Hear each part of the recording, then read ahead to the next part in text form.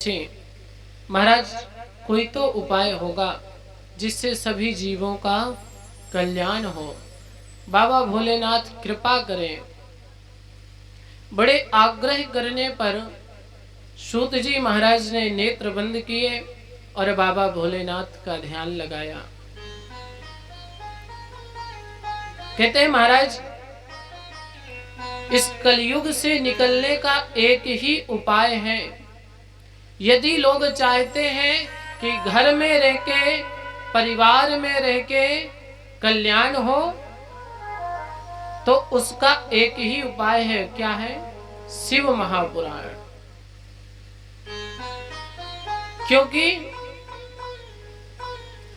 तीर्थ तभी तक गर्जना करते हैं, सभी वेद पुराण आपस में अपने अपने पुण्य का वखान तभी तक करते हैं जब तक उनके कान में शिव महापुराण के महात्म की ध्वनि नहीं पड़ी।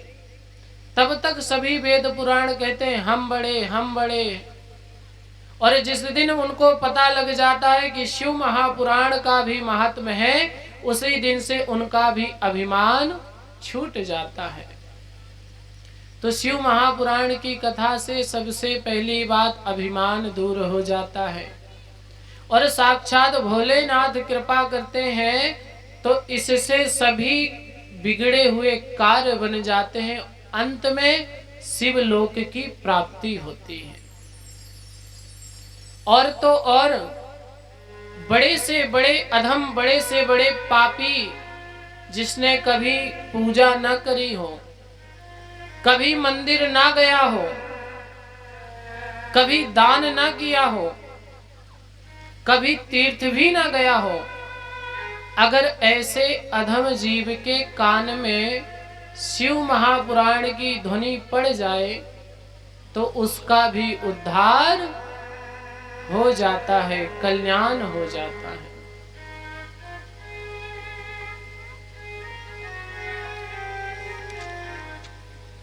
और तो और जब इतनी बात सुनी तो महाराज सौनक ऋषि के नेत्र सजल हो गए।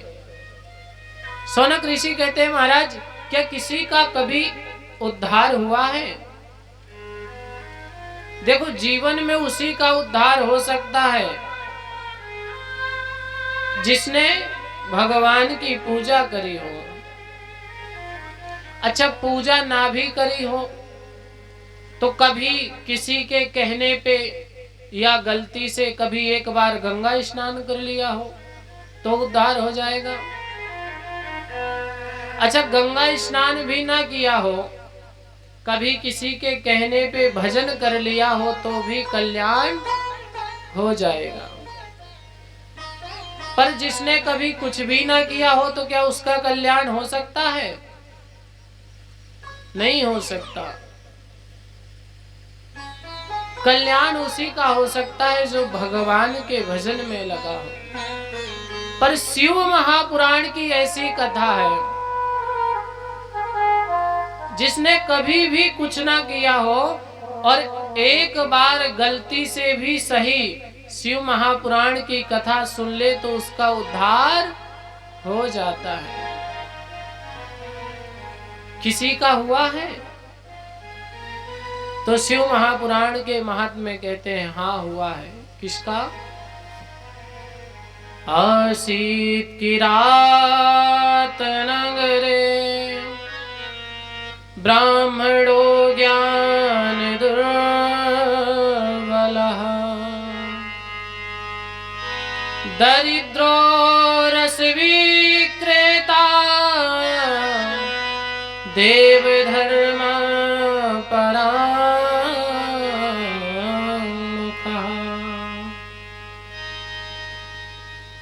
किसी किरात नामक नगर में एक ब्राह्मण रहते थे और ऐसे वैसे ब्राह्मण नहीं थे। अच्छा, अन्य लोग पूजा पाठ ना करें तो एक बार उनकी छूट हो सकती है कि क्या करें भाई, काम इतने थे। पर अगर ब्राह्मण पूजा पाठ ना करें तो उसके लिए बिल्कुल भी गुंजाइश नहीं है, क्योंकि ब्राह्मण देवता बने ही इसीलिए हैं, खुद पूजा पाठ करें और दूसरे से भी करवाएं। और ये ब्राह्मण ऐसे थे जो पूजा ही नहीं करते थे, कभी भगवान का जाप नहीं किया। और तो और ब्राह्मणों के तो बहुत से नियम है, प्रातः काल उठ करके गायत्री जाप करना।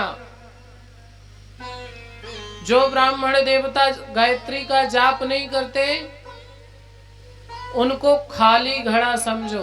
वो कितना भी किसी से कहें खुश रहो खुश रहो, जैसे घड़ा में जल नहीं होता और कोई प्यासा चला आए गिलास लेके, तो क्या उसकी प्यास मिट जाएगी? नहीं मिटेगी। इसी प्रकार से अगर ब्राह्मण देवता गायत्री जाप नहीं करते, संध्या उपासना नहीं करते, तो कितना भी आप लोग आशीर्वाद ले लो, कल्याण होने वाला नहीं है, खाली घड़े के जैसे। जब अंदर कुछ होगा तब तो वही तो प्रदान किया जाएगा। और ये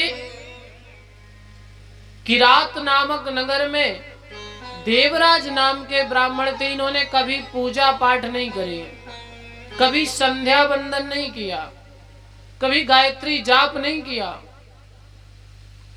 और जब खुद भी नहीं किया तो दूसरों से क्या करवाएंगे। होकर के ब्राह्मण, इनको ये समझो कि साक्षात कलयुग के ब्राह्मण देवता थे। ब्राह्मण होकर के नमक का व्यापार करते थे, और तो और राहगीरियों यात्रियों को लूट लेते थे। इनका जब समय आया, मृत्यु का कुछ समय शेष रहा होगा, यमराज ने देखा कि भाई देवराज का समय देखो कितना शेष है, तो देखा गया थोड़ा समय 2-3 महीने का शेष है। अच्छा, इन्होंने किया क्या? बोले इन्होंने कभी पूजा पाठ तीर्थ हवन न किया है, न दूसरों से करवाया है, एकदम अधम से अधम, निकृष्ट से निकृष्ट है। चोरी करते हैं, हत्याएं करी हैं। यमराज ने कहा तो इनका समय पूर्ण हो तो इनको कहां भेजा जाए? अरे जम के बोलो, जो हत्यारा होता है, पापी होता है, दूसरों के साथ अन्याय करता है, उसको कहां भेजा जाता है? हाँ, नरक में। जम के बोला करो। अरे भाई, भोजन वोजन किए हैं कि एकादशी व्रत है, नवरात्रि चल रही है। अच्छा, नवरात्रि किसका किसका व्रत है? वाह, तो जिनका व्रत हो वो ना बोलना भाई, है ना। और जिनका व्रत ना हो, चकाचक भोजन किया हो, तो फिर बोलने में कंजूसी कैसी। जो भगवान का भजन नहीं करता उसको नरक में भेजा जाता है।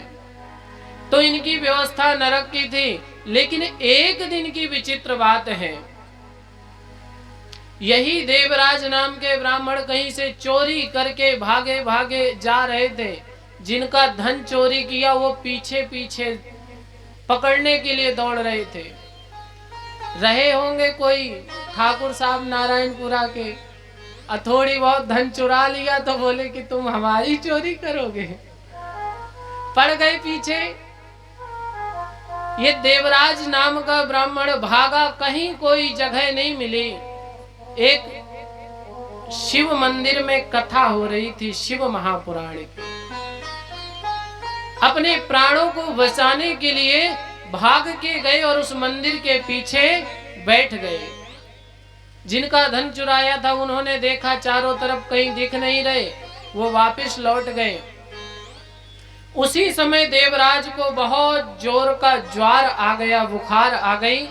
बुखार के वश उठ ना सके, तब तक 2-4 श्लोक शिव महापुराण के इनके कान में पड़ गए। ये शिव महापुराण की महिमा है। गलती से मंदिर के पीछे बैठ करके कथा सुनी, 2-4 श्लोक कान में पड़े, कथा विश्राम हुई, जब सब लोग चले गए तब ये लौट के घर आए और उसके ठीक 1 माह बाद इनकी मृत्यु हो गई। जब 1 माह बाद मृत्यु हुई, यमदूत आए, उठा करके पकड़ करके बांध के ले गए। अब तो जाना ही था श्रीमान जी को नरक में। बहुत रोया, बहुत चिल्लाया, बहुत डरे, परंतु मृत्यु ऐसा सत्य है कि ना तो वहां पैसा लगता है, ना कोई पहुंच लगती है, ना कोई सिफारिश लगती है।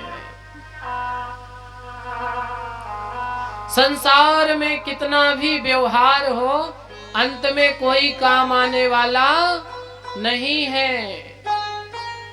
अभी वहां जाकर के रोए चिल्लाए, देवराज समामोच्या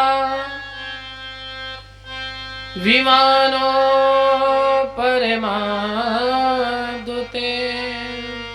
वहां जाके जब ये चिल्लाने लगा, कराहने लगा, उसी समय कान में ध्वनि पड़ी किसके? महादेव के।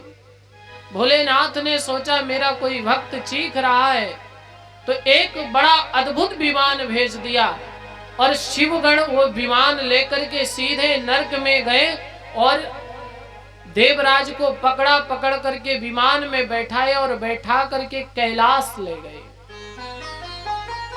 विचार करिए, जिसको नरक जाना था उसको कैलाश ले गए। अब जानते हैं जब कैलाश ले गए तो जो यमदूत थे, यमराज का डिपार्टमेंट था, वहां कोलाहल होने लगा। बड़े से बड़ा पापी कैलाश जाने लगा है, उसकी मुक्ति होने लगी है। तो सबके सब जितने सेवक थे भागे भागे गए यमराज के पास, बोले महाराज त्राहिमाम। यमराज ने देखा क्या हुआ, बोले होना क्या था महाराज, जिसने आज तक भगवान का भजन नहीं किया वो कैलाश चला गया। कैसे? बोले वो देवराज, उसके लिए परम अद्भुत विमान आया, शिवगण पकड़ करके हमसे छीन करके विमान में बैठा करके कैलाश ले गए। इसने ऐसा क्या किया? यमराज को भी चक्कर आ गया। तुरंत गए, अपनी हिसाब का लेखा जोखा देखा, कहीं कोई पुण्य नहीं। भागे भागे सीधे महादेव के पास गए, बोले महादेव त्राहिमाम। भोले बाबा बोले क्या हुआ? अरे आप इतना हताश क्यों हैं? बोले भोलेनाथ, या तो देखो यमराज भी महादेव का डिपार्टमेंट है, बाबा भोलेनाथ है मृत्यु के देवता, और पृथ्वी के अकेले एक देवता है वो महादेव ही है। बाकी सब लोग ना, बाकी सभी देवता अपने अपने घर में निवास करते हैं। विष्णु जी वैकुंठ में, ब्रह्मा जी ब्रह्मलोक में, इंद्र आदि देवता स्वर्ग में, सूर्य देवता सूर्य लोक में, चंद्र देवता चंद्र लोक में, लेकिन अकेले महादेव कहाँ विराजमान है? जम के बोलो तो सही। अभी पड़ोसी से लड़ाई हो जाए ना, इतनी एनर्जी आ जाएगी, इतनी एनर्जी आ जाएगी, पता नहीं कहाँ की टॉनिक एंटीबायोटिक शरीर में आती है कि फिर। अच्छा उतना ही जोर से बताओ जितना जोर से पड़ोसी से लड़ते हो। महादेव कहाँ रहते हैं? कैलाश में। अब कुछ ठीक है, ऐसे बोलते जाना, सब कुछ थोड़ा ही लिखा रखा है, और अगर आप बोले नहीं तो इधर से भी भूल जाएंगे। अकेले एक महादेव हैं जो कैलाश में पृथ्वी में निवास करते हैं। महादेव ने कहा क्या हुआ? बोले महाराज या तो आज से आप अपनी नौकरी ले लो और या तो आज न्याय करो, हिसाब किताब करो। बोले बाबा, बोले अरे हुआ क्या? बोले होना क्या था महाराज? अरे बात तो बताओ। यमराज हताश हो गए, बोले इतने बड़े पापी को, जिसने कभी भजन नहीं किया, कीर्तन नहीं किया, नाम जप नहीं किया, कभी एक लोटा जल नहीं चढ़ाया, उसको आप कैलाश बुलवा लिए। किसको? अरे वही महाराज देवराज नाम का ब्राह्मण। भोलेनाथ बोले बात तो सही है, पर बैठो तो सही। यमराज बोले महाराज क्या बैठूं, अब तो मुझे लग रहा है कि मैं नरक का कारोबार ही बंद कर दूं। क्यों? इसने कोई पुण्य नहीं किया, इसको बुलाया क्यों?